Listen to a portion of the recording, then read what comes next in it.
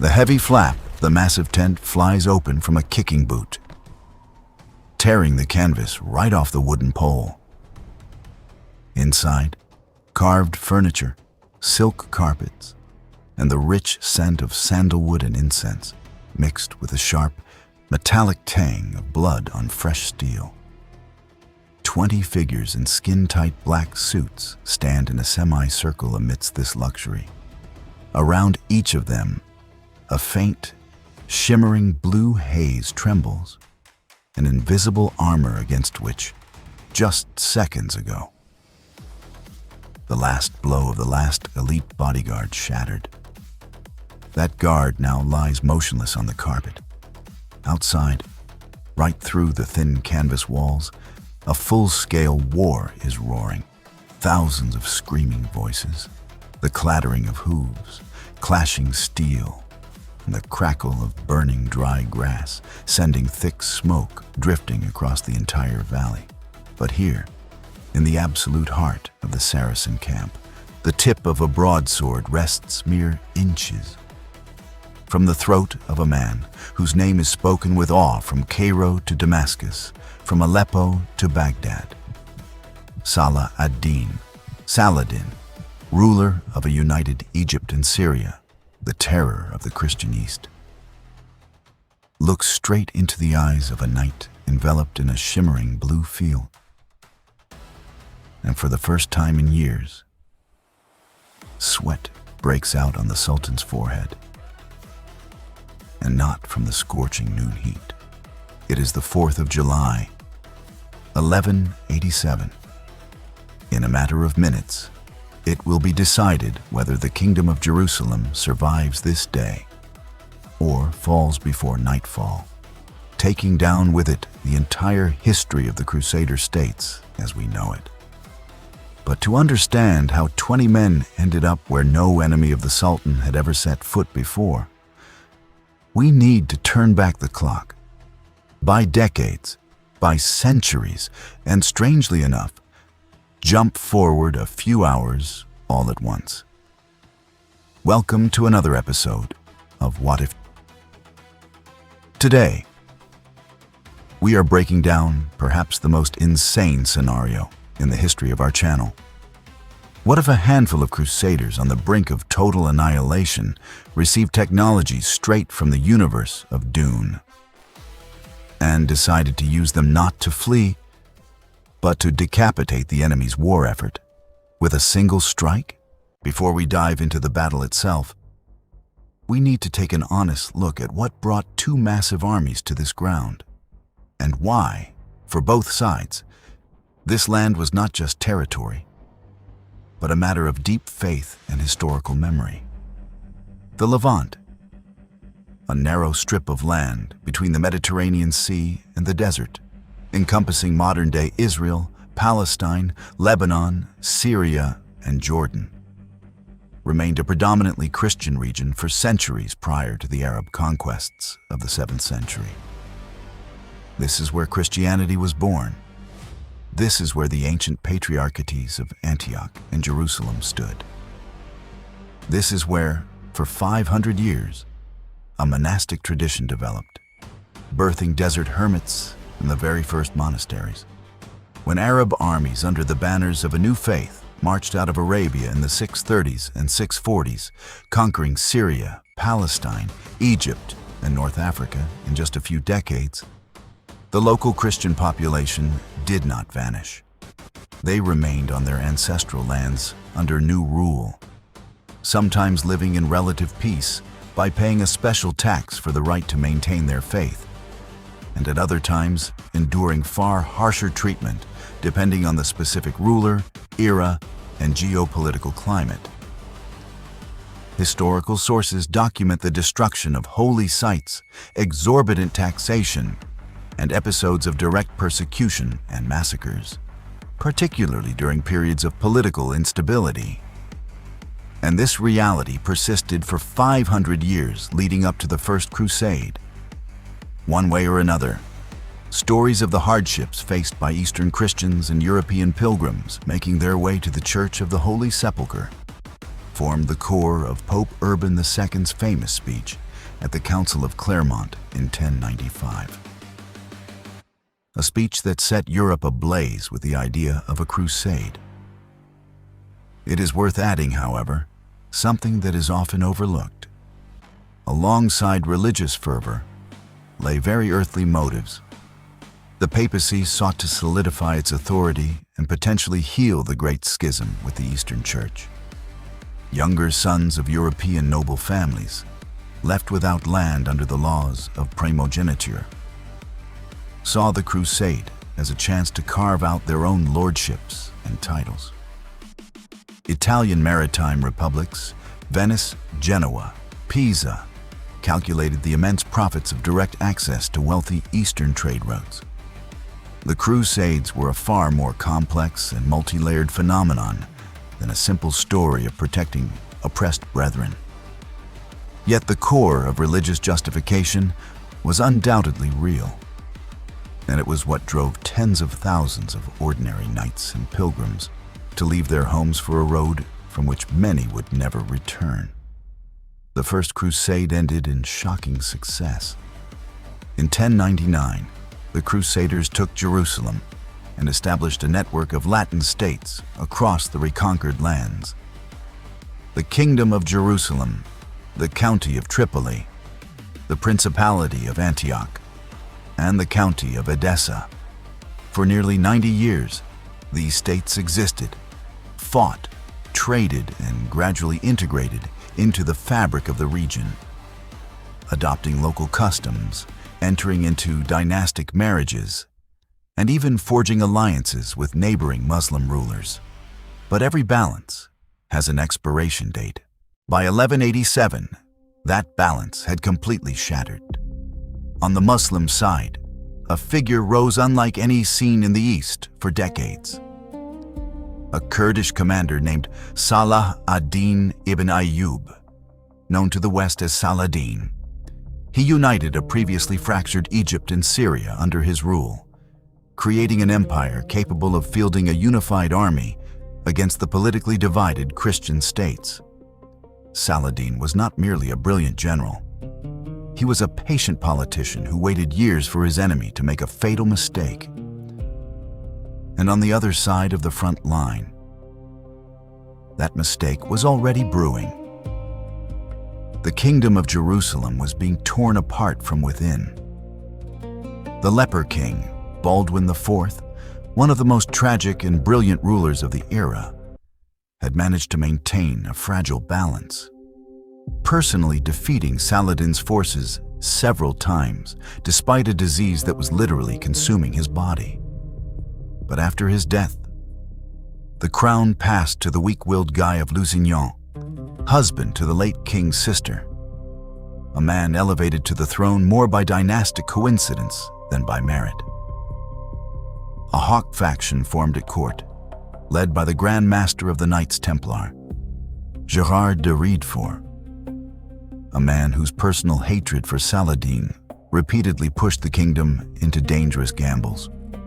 Opposing them was the Dove faction, led by Count Raymond III of Tripoli, a seasoned politician married into local nobility, fluent in Arabic, who understood that a direct military confrontation with Saladin's united host would mean total disaster.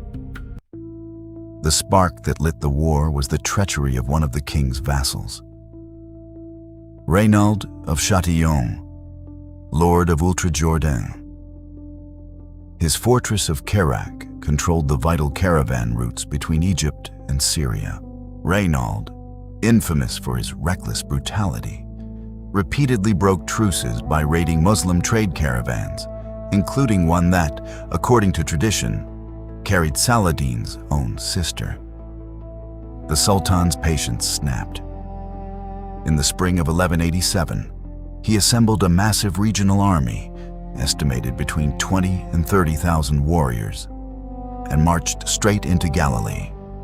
Guy of Lusignan responded by mobilizing virtually the entire military strength of the kingdom, around 20,000 men, including almost every knight from the Templar and Hospitaller orders, who were normally reserved for garrison duty in key fortresses. It was an army the kingdom could not afford to lose, because behind them there were no reserves left. On July 2nd, Saladin laid siege to the fortress of Tiberias on the shores of the Sea of Galilee, where Count Raymond's wife was trapped. News of the siege reached the Christian army camped at the springs of La Sephorie, a location with ample water for a 20,000-man force and their mounts. Here, at the Council of War, one of the most fateful debates in Crusader history unfolded. Count Raymond, whose own wife was inside the besieged castle, held firm. Do not move. He knew this terrain. He knew that the road from La Sephorie to Tiberias crossed a completely waterless, sun-scorched plateau. He knew Saladin was baiting them, waiting for the Christians to leave their water source and walk right into an open-air trap. Let Tiberias fall, Raymond argued. The fortress can be retaken later, but keeping the kingdom's only army intact is paramount. The majority of the barons agreed. But that night, Gerard de Riedfort, Grand Master of the Templars, entered the king's tent. Driven by a personal vendetta against Raymond, chroniclers record that he accused the Count of cowardice, if not outright treason and collusion with Saladin. He persuaded the weak king to overturn the council's decision. At dawn, the army broke camp and marched directly into the scorching trap Raymond had tried so desperately to avoid. July 3rd became a slow-motion catastrophe. The army crawled across the arid plain under a relentless sun, while fast-moving Saracen horse archers constantly harried their flanks and rear. They didn't engage in direct combat. They simply wore the column down with endless hit-and-run attacks and a constant hail of arrows. By evening, having failed to reach the water, the exhausted army was forced to make camp on the barren, rocky hills near the village of Hattin, a spot later named the Horns of Hattin for its twin, extinct volcanic peaks. Not a single drop of water, not a single spring nearby, except for the ones now firmly controlled by Saladin's forces at the base of the hills. The night was spent in agonizing thirst, and at dawn on July 4th, absolute hell broke loose. Summer temperatures in this part of Galilee easily exceed 115 degrees Fahrenheit in the shade. And on those exposed hills, there was no shade. Men encased in heavy steel armor, deprived of water for nearly 24 hours, began collapsing from heat stroke before a single sword was swung. Then, Saladin gave the order that hammered the final nail into the army's coffin, set fire to the dry brush surrounding the hills. The wind drove blinding smoke and scorching heat straight into the Crusader camp. Men suffocated, eyes burned, lungs seared. In sheer desperation, some soldiers slashed open their own horses' veins to gulp down warm blood, knowing they were drinking not water, but their own doom. The infantry, broken by thirst and smoke, began a disorganized retreat toward the summits, shattering their formations. The cavalry tried again and again to charge down toward the Sea of Galilee, visible in the distance, yet entirely unreachable through dense ranks of Saracen archers. In our reality, this battle ended in one of the worst disasters in the history of the Crusader states. The army was virtually annihilated or captured. King Guy of Lusignan was taken prisoner. Saladin executed Reynald of Chatillon personally outside his tent, reminding him of his broken oaths.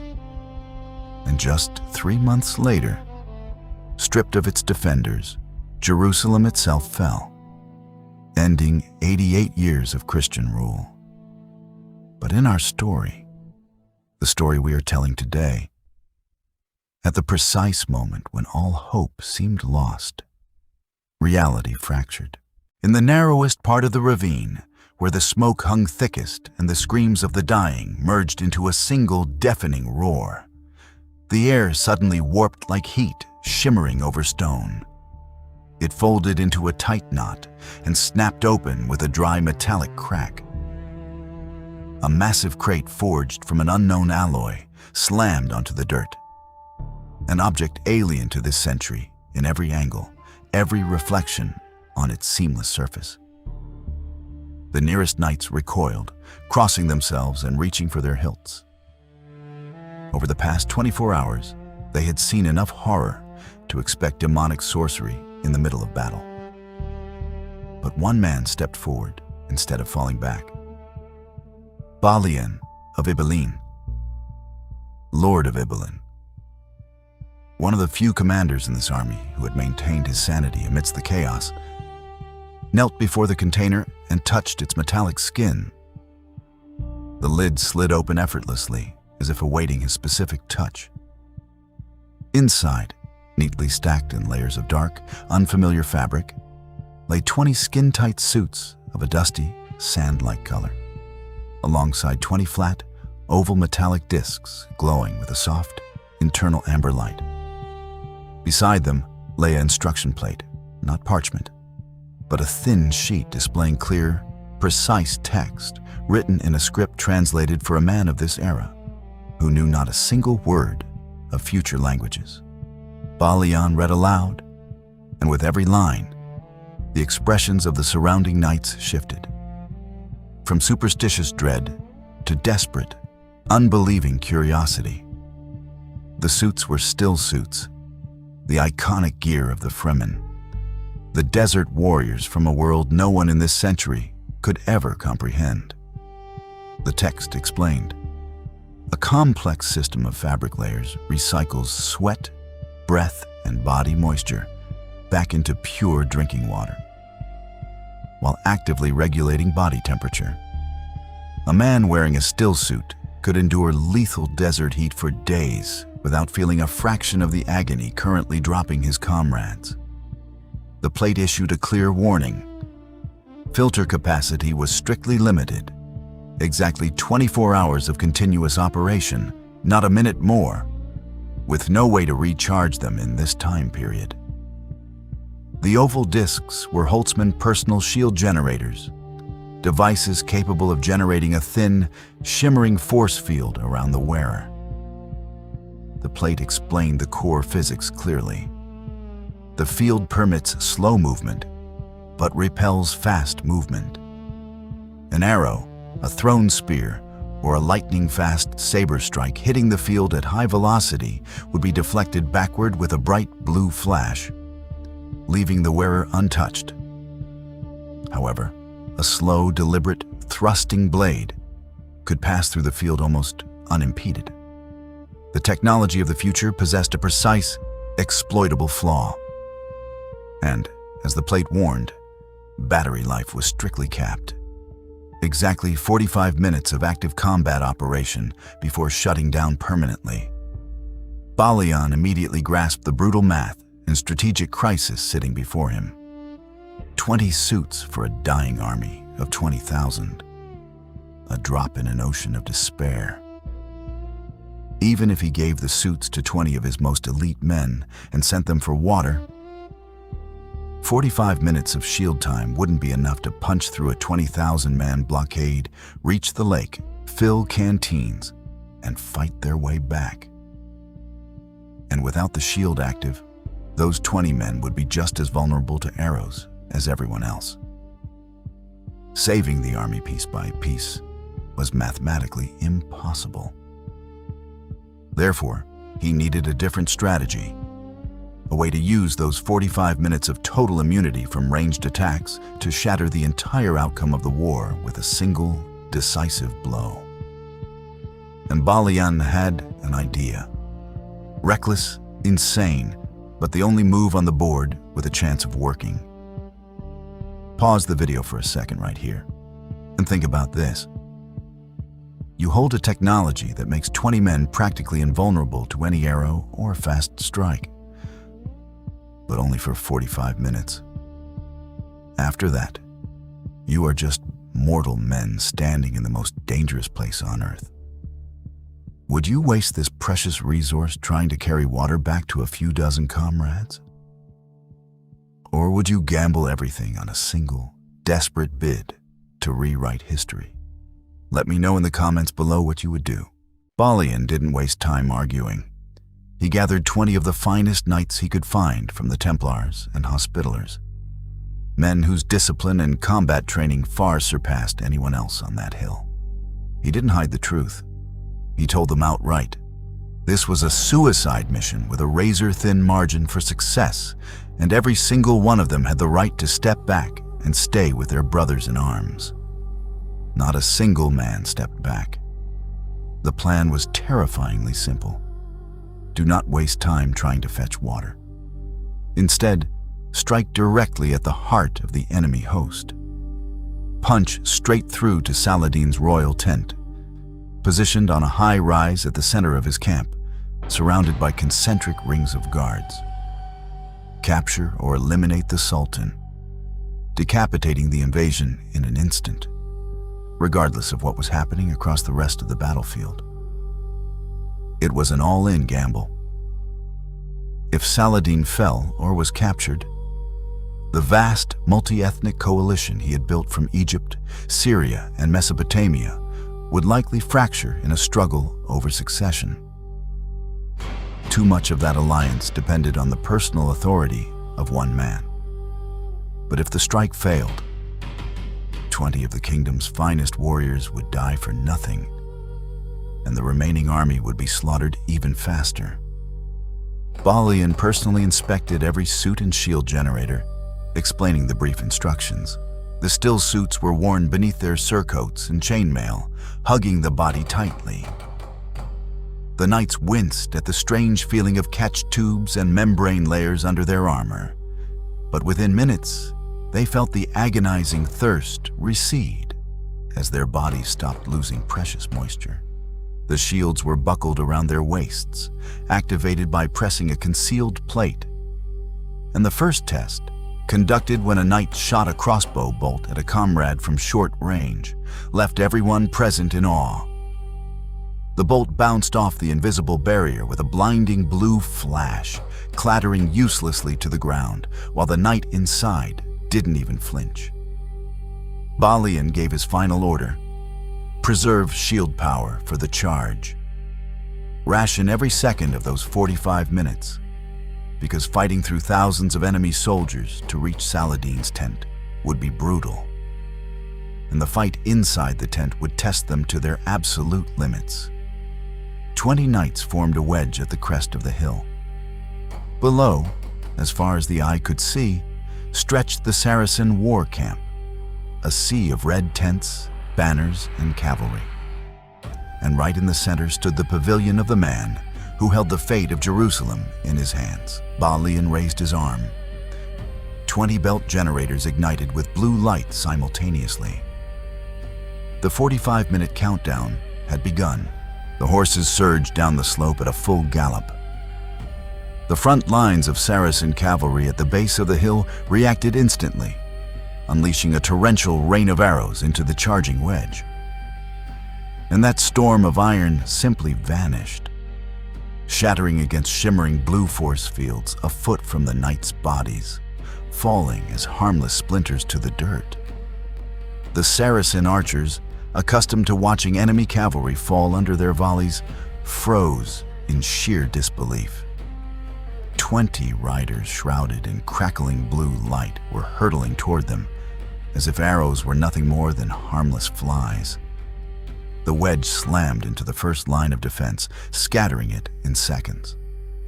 Here, in close quarters, the knights relied not just on technology, but on decades of brutal martial skill.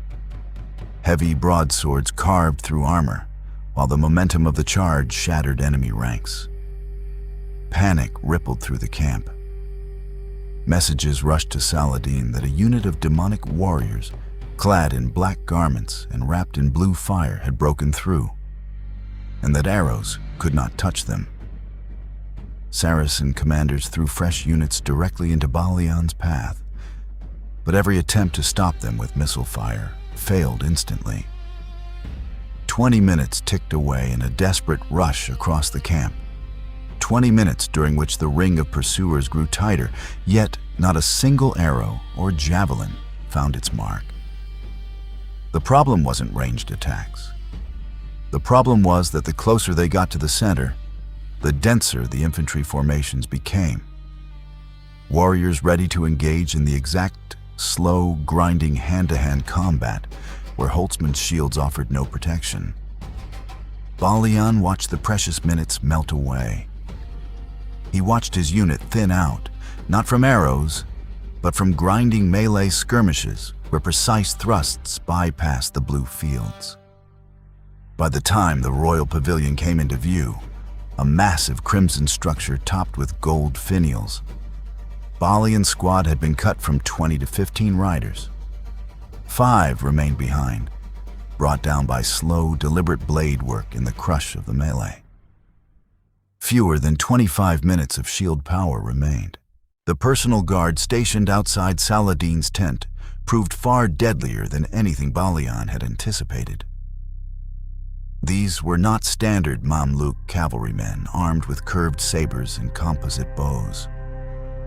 They were dark-robed specters of a completely different lethal discipline. Men whose movements were measured to the millimeter, whose eyes tracked the approaching knights not with fear, but with cold, surgical calculation.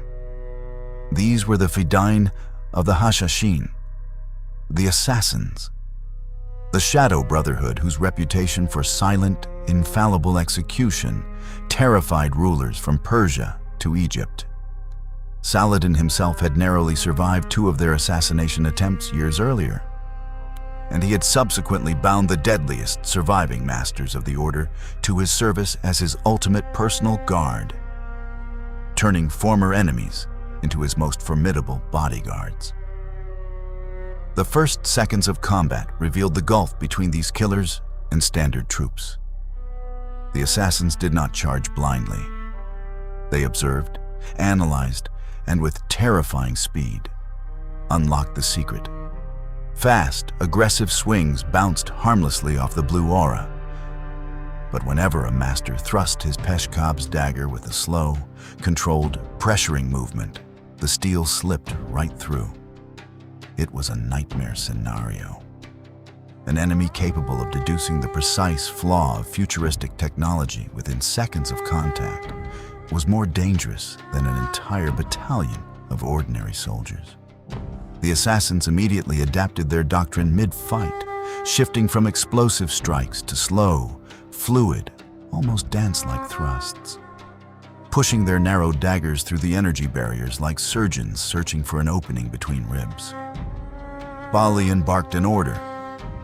Instead of relying blindly on the shields, the remaining knights formed a tight defensive square, locking shoulders to protect each other's flanks. They used their fields to block any stray fast strikes while countering slow thrusts with raw fencing skill honed over years of real, unaugmented warfare. It became a battle of nerves and spatial awareness. Every strike from an assassin was deliberate. Every parry from a knight required reading their opponent's intent a fraction of a second before impact. Outside, the battle raged on. Thousands were dying on the horns of Hattin, completely unaware that the outcome of the entire campaign was being decided in front of a single tent. The timers on their belts ticked down relentlessly. 35 minutes gone. 36. One knight, missing a parry by a fraction of an inch, took a slow dagger thrust to the thigh. He dropped to one knee, snarling through gritted teeth, continuing to clear space for his brothers with sweeping sword arcs. Minute 38. The assassins were falling one by one under the crushing weight of broadswords. But the Crusader ranks were dwindling just as fast. By minute 40, only 9 knights remained standing outside the entrance, exhausted, bleeding, their shield generators humming erratically as they neared depletion. At minute 40, the duel reached its climax. The chief assassin guarding the entrance moved like a shadow. His dagger work so fluid, it looked like death approaching in slow motion. He systematically pressed two knights back from the opening, finding micro gaps in their guard with terrifying efficiency. Minute 41. The blue glow on Balian's belt began to flicker, a warning sign that power reserves were seconds from total collapse. He knew that once the field died, he would be completely defenseless against the Master Killer. Minute 42. Balian took an insane risk. Instead of parrying, he lunged forward, intentionally exposing himself to draw a strike, knowing an opponent trained in methodical combat wouldn't expect a reckless countercharge. The gambit worked. The assassin hesitated for a fraction of a second to adjust his slow thrust. And that fraction of a second was all Balian needed to drive his broadsword through the killer's chest. The way into the pavilion was open. Minute 43 out of 45. Balian and his two remaining functional knights tore through the entrance canvas. Inside, carved tables, silk carpets, the scent of sandalwood. A surreal oasis of silence amidst the nightmare outside. And there, in the center of the tent, stood Saladin himself. Without a crown, without ostentation, just a middle-aged man with tired, razor-sharp eyes. His last two inner guards lunged forward, only to be cut down in seconds by three desperate, battle-hardened knights. Balian's steel rested directly against the Sultan's throat. The scene that opened our video had arrived. Saladin, a man who had faced death dozens of times, looked at the blood-drenched knight holding a blade to his neck with calm, analytical eyes, as if assessing not just the immediate threat, but the sheer impossibility of how this had occurred. Balian, fighting for breath, delivered the only ultimatum that mattered. If a single Crusader died on the hill outside, the Sultan would not survive the next breath. But if Saladin ordered an immediate ceasefire and granted the dehydrated army unhindered access to the lake, Balian gave his word as a knight that the Sultan's life would be spared. Outside, one by one, the blue field sputtered and died. Minute 44 had expired. But the cold steel against Saladin's throat needed no force field to remain lethal. Saladin was no mere warlord. He was a master statesman who had spent decades holding together a volatile coalition through personal prestige. He understood instantly that if word spread that an enemy squad had forced him to his knees inside his own tent, his authority over the rival Ayyubid commanders would collapse faster than any military defeat. He made the only logical calculation available to a ruler of his intelligence. Staying alive meant living to fight another day. A dead sultan wins no wars. Saladin nodded and issued a command, shouting it clearly so his aides outside the tent could hear. Halt the assault on the hill. Allow the Christian army to march down to the Sea of Galilee unmolested to quench their thirst. Terms of surrender and negotiations will follow once order is restored. The order rippled through the Saracen army in minutes, causing utter confusion. Commanders who had been anticipating the total slaughter of the trapped Crusaders watched in bewilderment as their own retreat horns sounded across the valley. On the hill above, thousands of broken, dying Crusaders who had been preparing for a final, hopeless stand watched the ring of Saracen spears open up, clearing a path down to the water. Minutes later, thousands of men stood knee-deep in the waves of the Sea of Galilee, weeping, drinking frantically, praying, or simply staring into the distance in absolute shock. Balian emerged from the camp last, supporting a wounded comrade. Only 2 of the 20 knights who began the charge walked out beside him. Saladin, despite his fury and the humiliation of the moment, kept his word and let them return to their lines. In our actual history, the disaster at Hattin led to the collapse of the Kingdom of Jerusalem within months, culminating in the fall of the Holy City in October 1187. That event sent shockwaves through Europe, sparking the Third Crusade and bringing King Richard the Lionheart to the Holy Land. In our alternate timeline, history veered onto a completely different path. The armies saved at the Sea of Galilee, though battered, managed to make an orderly retreat to the fortified coastal cities, preserving enough military strength to prevent total conquest. Furthermore, the fact that Saladin was forced to sign a truce at sword point inside his own tent severely damaged his aura of invincibility among rival Muslim emirates, sparking internal political fractures.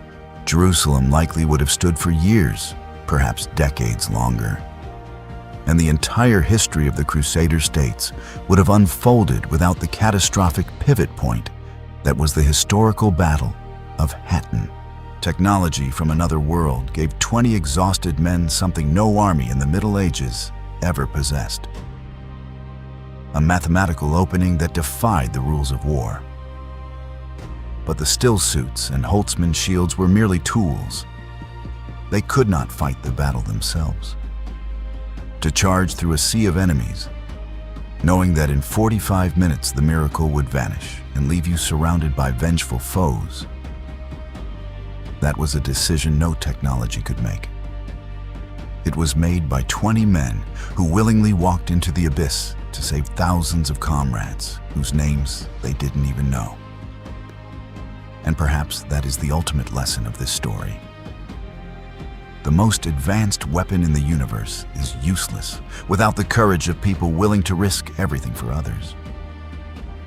The blue glow of those shields faded long ago on that hot July day in 1187. But the legacy of those 20 knights charging into the unknown remains timeless. If you enjoyed this alternate history breakdown, smash the like button, subscribe to What If, and drop a comment below telling us which historical battle you want us to tackle next. Until next time.